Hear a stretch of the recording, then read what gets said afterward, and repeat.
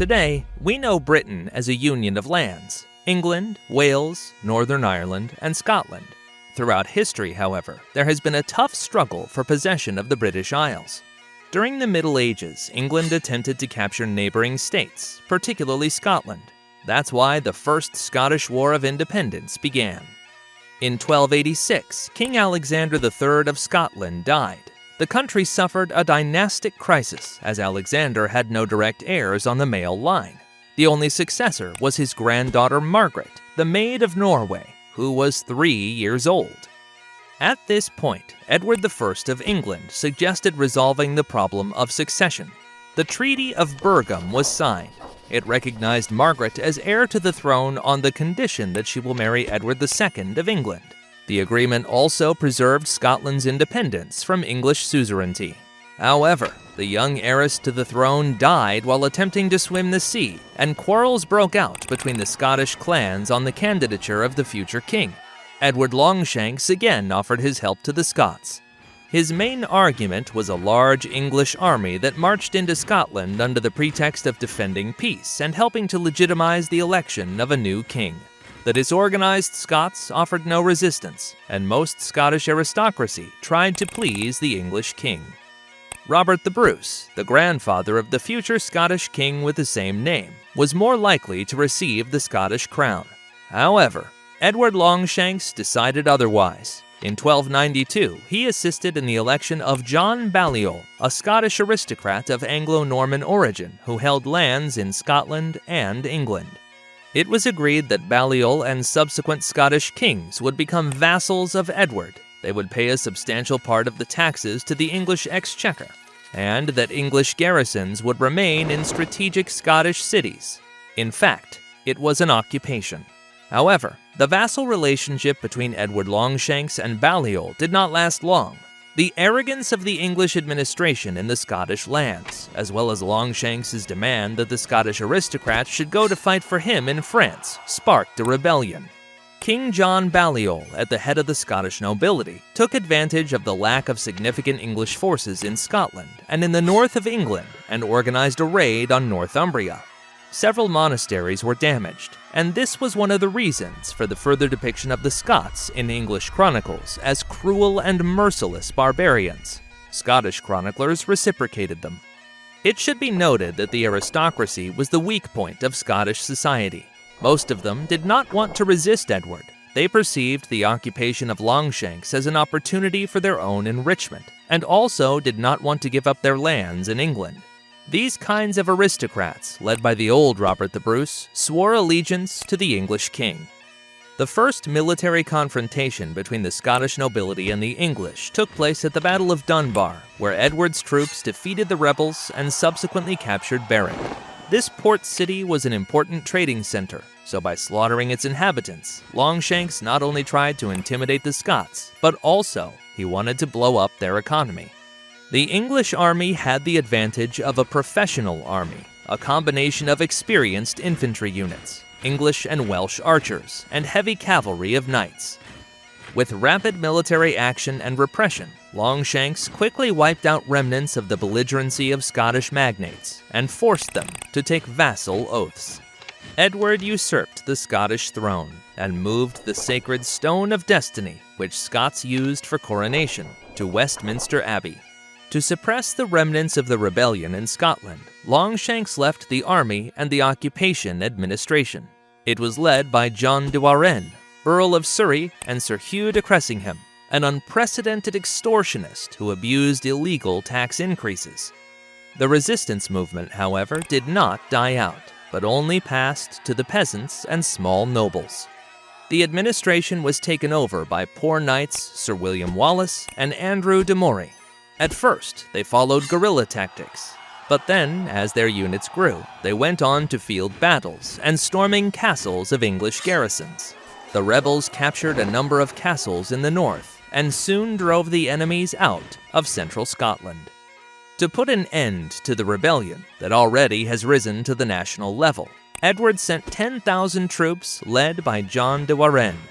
The Battle of Stirling Bridge the following year marked a turning point in William Wallace's biography and in the history of the Scottish resistance. He assembled 7,000 men and had to confront an opponent who had the number advantage of soldiers and weapons, and also had better experience. But the courage and tactical ingenuity of the Scots let them defeat the reckless and self-confident English. Most of the English were killed in the battle, including one of their leaders, Sir Hugh de Cressingham, whose skin was used by the Scots to make wallets and sword handles. The shocking defeat caused panic among the people of the north of England. In Scotland, the popularity of William Wallace among the common people after his successes reached sky high. He was proclaimed Guardian of Scotland on behalf of the exiled King John Balliol. In order to regain Scottish lands and quell the rebels, Edward Longshanks personally led the next punitive campaign at the head of a 15,000-strong army, which contained at least 2,000 units of heavy cavalry. Wallace's army was 1.5 times smaller, and there was a catastrophic lack of good archers and heavy cavalry. The shortage of cavalry stemmed from the near absence of the units of Scottish aristocracy, which largely did not support the rebellion. The English took full advantage of their precedence, and in July 1298 defeated the Scots at the Battle of Falkirk. As a result, Edward's troops marched through Scotland in a deadly vortex, methodically eliminating rebels and laymen suspected of collaborating with the rebels. In addition, the Scots had to fully provide a punitive army and pay indemnity. The prestige of Wallace fell among the nobility, which, because of the parliamentary assembly, withdrew the title of Guardian from him. For the masses, he was still a hero. Because of the defeat, Wallace went to France to seek allies, and the rebels once again turned to guerrilla warfare. Wallace's diplomatic activities helped to free Scottish hostages. In addition, the constant guerrilla resistance did not allow the English to fully subdue Scotland. Several of Edward's punitive expeditions failed to eliminate the pockets of rebel resistance.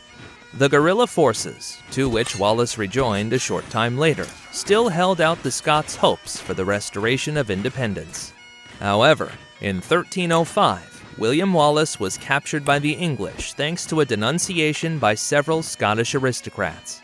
He was brought to London, tried for treason, tortured for a long time, and finally executed and quartered, and his body parts hung around Scottish cities for fear. It seemed that Scotland was doomed to submit to the English crown. The Scottish aristocrats surrendered to Longshanks, as the country was devastated and exhausted by a prolonged war with a stronger enemy.